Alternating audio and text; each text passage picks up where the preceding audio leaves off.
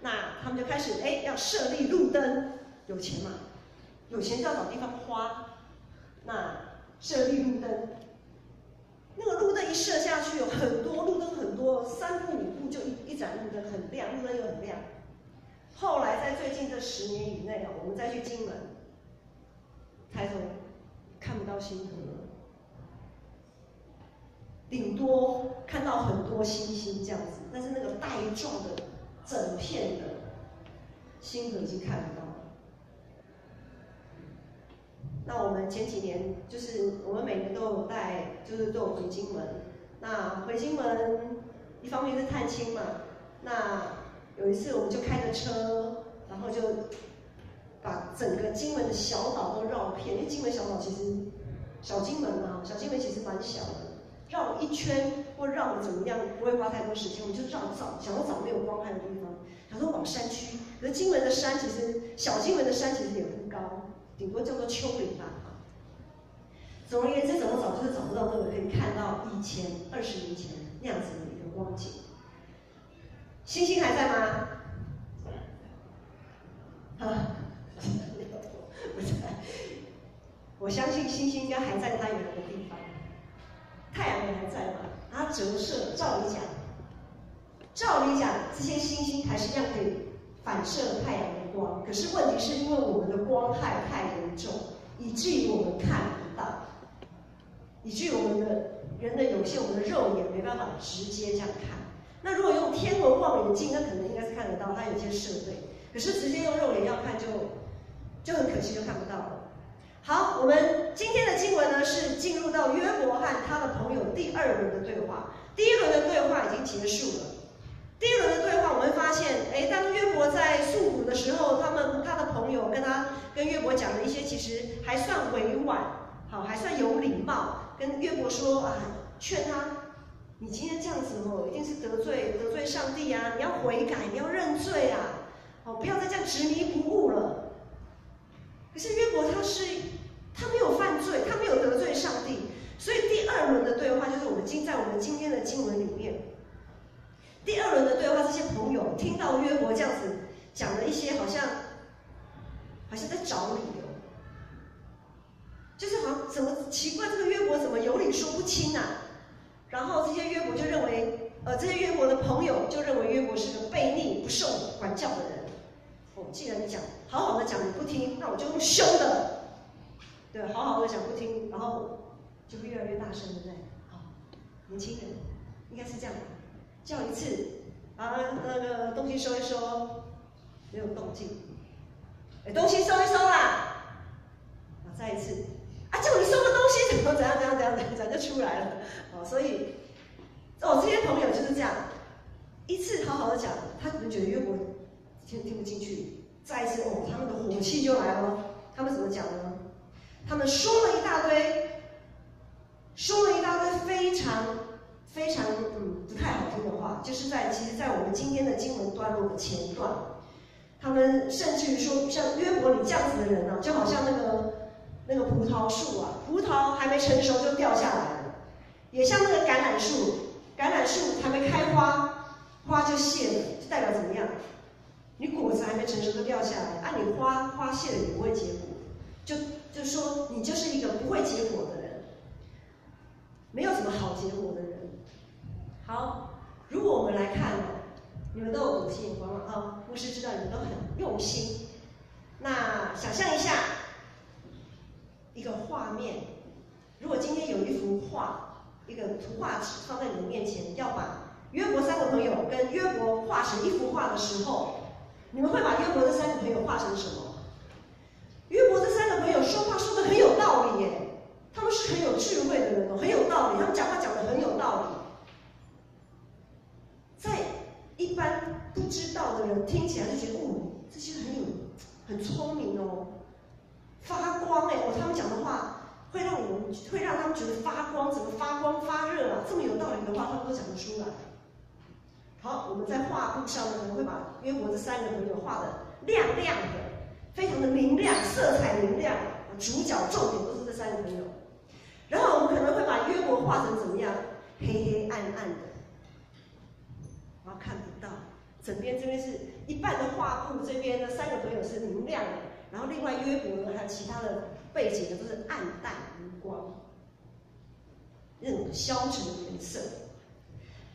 那在这幅画里面，只看到很多很刺眼、没有温暖的灯光。这幅画里面充满了光害，充满了光害。从这个画面，从这幅画的画面里，我们看不到上帝的真光，因为我们看不到上帝的慈爱、怜悯和安慰。我们看不到上帝的形象在这个画面里面，我们找不到。所以约伯他已经很黑暗了，很沉了，所以他更加的愁苦。在今天经文里面15节说：“我把麻布缝在我的皮肤上，把我的脚放在尘土里面。”约伯全身都是烂疮、脓包，然后干癣、流脓、流血，就好像他说：“我把我的麻衣缝在我的皮肤上，什么意思呢？”我们通常做有丧家，比如说家里有人过世，有丧家都会穿麻衣嘛。可是你那个丧事过去了，怎么样？麻衣就脱掉了啊，不会一直穿着。可是把麻衣缝在皮肤上是怎样？脱得掉吗？脱不掉了。就是这个哀伤、这个痛苦是永远没办法脱掉的。在这么难熬、在这么永无止境，好像这个悲伤永远都没办法过去的一天。同时，约伯他脑袋瓜是一直没有办法关起来的。他过去的那些成就，他过去的那些美好回忆，怎么样？会一直不断的袭来啊！他不只是身体痛苦，他心灵也很痛苦。不只是他朋友对他说的这些话，他的回忆也成为利剑，一直刺他，一直重伤他。人在一个地步，就会觉得说啊，就会开始回想以前是多么的美好，以前我3个朋友我们感情很好啊，可是如今却这样。我的孩子那么的可爱，这么的有成就，很好啊，如今都死了。我的老婆其实也蛮贴心的，可是怎么她也叫我去死算了。就是过去的一些成就，他真的很想把它埋在土里面，都不要再看到，都不要再回忆关掉，可不可以关掉？所以他说请把我的脚要放，我希望我的脚可以放在尘土中，那个脚就代表他过去那些成就、能力跟力量。可是我们也看到，虽然在这么无止境的痛苦当中，在这么难熬的日子，他仍然没有放弃的一件事情是什么事？他向上帝祷告。他没有放弃，他向上帝祷告。不论他是向上帝生气也好，埋怨也好，发怨也好，他没有放弃他跟上帝的关系。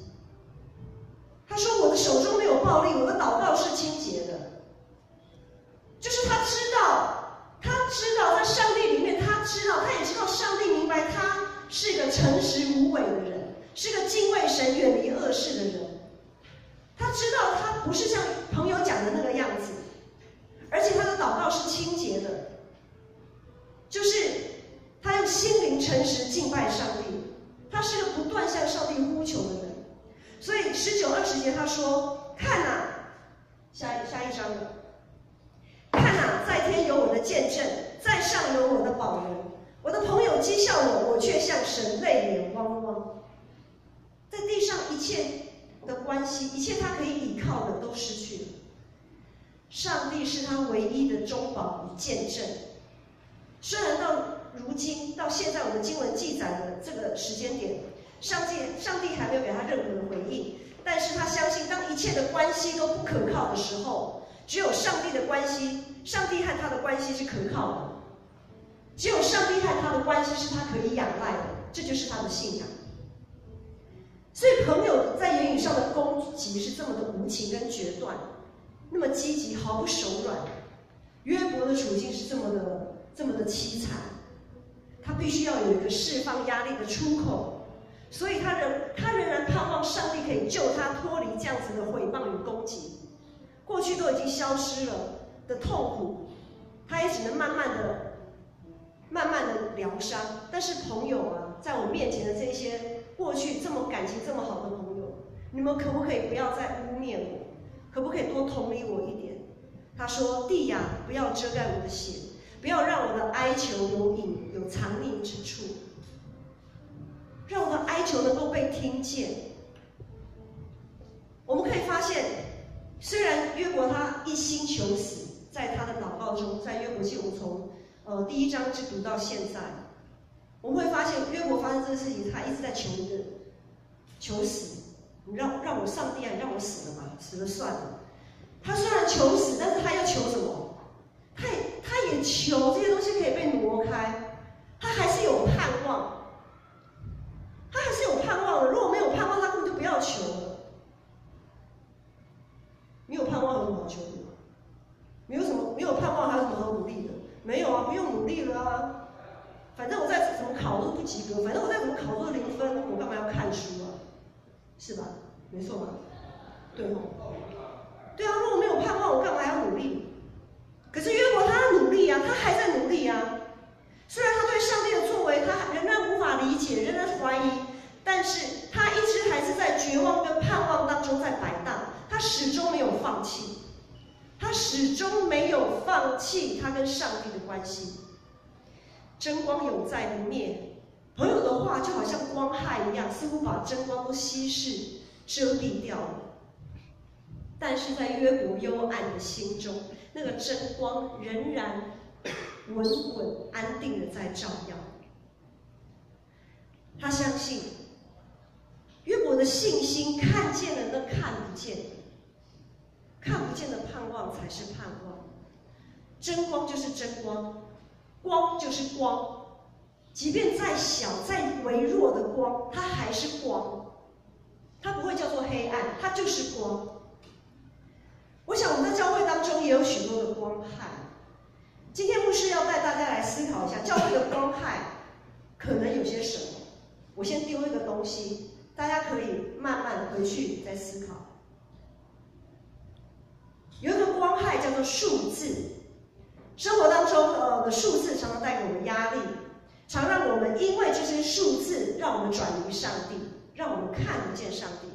比如说，考完了嘛，等成绩单，啊，成绩单啊，还要给爸妈签名，真是苦恼啊！以前牧师都是，有的时候成绩太差，我会偷偷自己签名，这不是很好的现象，因为那个数字让我们看不到上帝，而那时候我也还不相信上帝。但是你们现在相信上帝哦，所以不能做这样的事。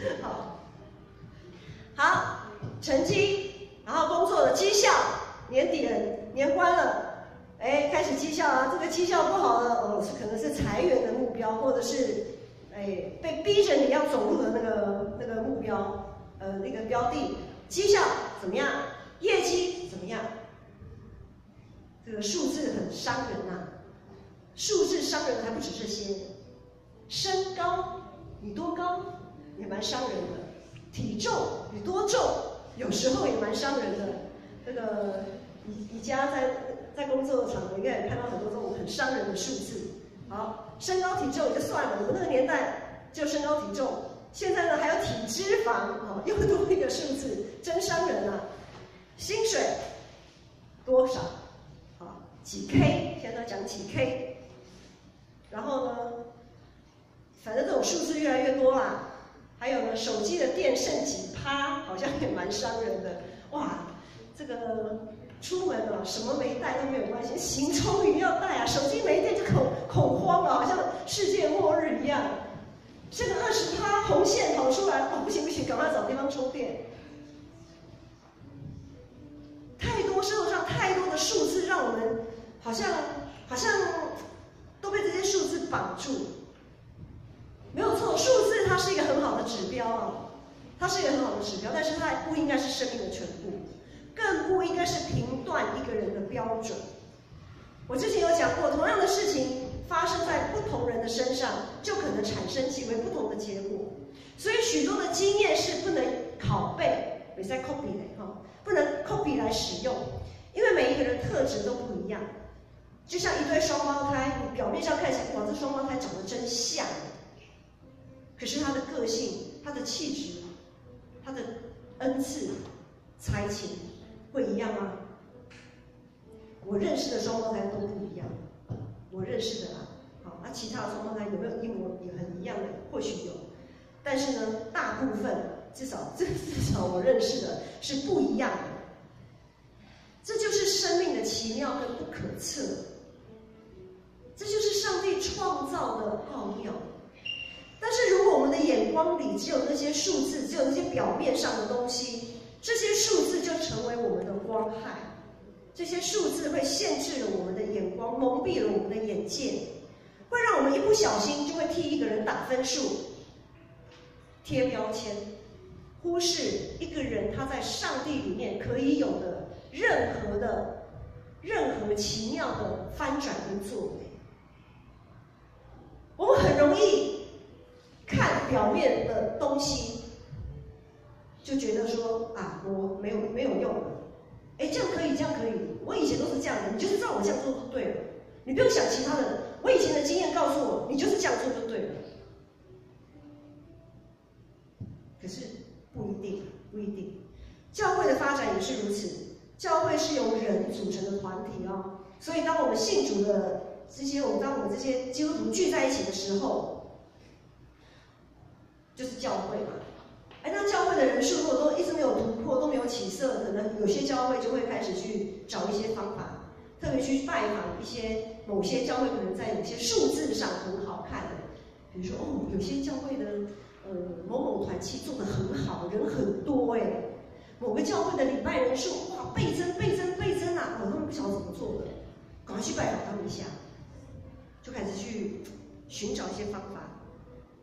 去找方法，这是很好的，有心研究是很好。但是如果用那个数字，他们的数字做指标，那就是很危险。一个事工、一个聚会、一个活动的推动，其实要许多条件来配合。首先，我们要有愿意牺牲时间的同工，要有愿意不断装备自己的同工，要有愿意委身。不是蜻蜓点水，要有委身的同工，然后要在上帝的时间来成就。如果我们只是一直在羡慕别人的数字，哇，羡慕别人的聚会啊，什么什么的多好多好，却没有专心寻求上帝，好好的耐性的问上帝说：上帝啊，我们的教会需要什么？我们的教会有什么特色？我们有多少同工可以参与？那参与的这些同工，他们的恩赐是什么？有很多的问题是需要我们一起去思考的，而不是看到别人东施效颦的，不是看到别人有什么就一窝蜂的去学，不是这样子。我们要思考的是，上帝给予我们这一间教会这么特殊的信仰群体，每一间教会都是特殊的信仰群体。我们有我们的使命，我们有上帝给我们的使命，但是我们有没有看见？我们有没有去寻求？别人的数字，如果我们没有这样做的话，别人的数字可能会成为我们的偶像。我们所盼望的可能就是那个数字而已，而不是上帝。如果我们在乎的、所追求的只是数字，而不是信仰的实践，那么数字本身就会成为我们用来夸口的一个工具，就会成为我们的偶像，会成为我们的骄傲。那我们这样子的一个信仰群体，就会成为一个很刺眼的一个光害，我们会成为信仰的光害。如果我们只看数字，只看表面，数字所产生的光害不只是这样哦。有很多教会，它因为数字的限制，它把一些做的好像没有什么果效的事工就收起来了，这是很可惜的。有一间教会，它就推动，它想吸收更多的儿童青年。于是他有儿童周末营，他有推儿童周末营，就是在每个礼拜六都有安排一些活动，让吸引小朋友来教会这样。好，可是推了好多年之后，他们就收起来了。那我们就私底下就问那个牧师啊，就说：那你们之前有周末营办那么久，什么现在没有了嘞？他说啊，没有用啊，就没什么人来啊，没有什么人受洗啊。本来想说哦，儿童来可以他的爸爸妈妈跟着一起来，可是爸爸妈妈也没有来啊，然后长大了就离开教会啦。数字会说话没有错，但是我们教会的存在是为了数字吗？一个聚会或者事工在推动，一个重要的目的就是要让每一个信徒有机会发挥他们的恩赐，来回应上帝放在他们身上的呼召。特别是这些青少年，可能你们还不太了解，你们还在追求，你们还不太了解自己的恩赐是什么。你们来就会有大哥哥大姐姐带着你们，就好像在圣诞节期，你们让我们很惊艳的就是你们那两男团女团的舞啊，然后有些人很惊艳，就是在那个戏剧里面，很多人都是第一次，可能你们都不觉得哇，原来我也可以这样子。可是那个时候，当你们觉得自己一开始你们觉得不行的时候，可是上帝的呼召是什么呢？就是有这样子一个活动要开始了，你们愿不愿意来参与？这就是一个呼召。上帝的呼召其实不是那么的，好像那么的神秘这样子，好像一天哇，在祷告里面祷告，哇，一个声音咚，一个声音听起来一个意念，没有错啦，那个也是一个呼召。但是呢，许多时候一般而言，上帝的呼召是来呀，我们来做什么？愿不愿意参与？来呀，我们来办一个活动，来呀，我们来一个聚会，愿不愿意参与？这就是一个呼召，就是让每一个信仰群体可以回应，每一个人可以回应上帝的呼召，并且发现自己的恩赐，然后用自己的恩赐再继续的服侍教会，服侍上帝，让信仰可以被建造，让我们每一个人的生命也可以改旧换新。因为在服侍的过程当中，之前牧师有讲到过，在一起同工的过程当中，一定会有一些怎么讲？可能一些冲突啊，一些想法啊，每个人都不一样，想法一定不一样的嘛。如果想法都不一样，我觉得可能有些人也蛮虚伪的。想法就不一样啊，那不一样有冲突怎么办？沟通嘛，就沟通嘛。那在沟通的过程当中，在整个过程当中，我们的生命就会不断的被调整，不断的改变，我们就可以用不断更新的生命来感动别人，让别人从我们的身上可以看到上帝的作为，看到上帝的真光。当我们谦卑下来，愿意改变的时候，那个真光就可以照映，让我们可以反射出去，而不是自顾自的在发光，哇，好像自己多厉害这样子。教会其实本来应该是一个很黑暗的地方，教会其实很黑暗的，教会其实很黑暗，黄信不要吓到。为什么教会很黑暗？牧师讲清楚一点哈。教会其实是一个很黑暗的地方，因为这里是罪人聚集的地方，是一群罪人，有罪的人啊。你们有去过监狱吗？有去过监狱的举手。我有去过，我去过监狱。那时候去监狱布道的时候，那个监狱里面，你要进去要层层的关卡，很多的铁门，然后一层一层的那个铁门，然后你看那个什么证件啊，还有搜身啊什么的，比那个机场出入境那个还要严格。进去以后，那个氛围真的是非常的沉，非常的沉，黑暗，没有盼望，罪人。他们是在法律上被定罪的人，但是呢，我们是自己认为我们的心灵上是得罪上帝的罪人。我们都需要上帝的光。如果我们不需要，我们觉得不需要，如果我们没有办法谦卑下来，如果我们不认为自己有问题，如果我们不认为自己需要被调整，那么，请不要随便带人进来教会，因为在教会外面那些真正需要看见真光的人进来，我们教会会看不到真光，他们只会看到我们的骄傲，看到我们的自负，看到一颗一颗刺眼的灯光。我们要先想想我们教会的光害，我们要怎么样把教会的这些灯光给弄小一点。我们要常自问自己是渴慕真光的人，还是像约伯的朋友自顾自在发光的人？我们要如何警醒，除去自以为意的舌头跟想法？如何让自己在许多光害当中，我们仍然能看见上帝的真光在照耀？我们如何来让真光照耀，让人们在黑暗中仍然能看见真光？求主帮助我们从自己做起，减少那个光害。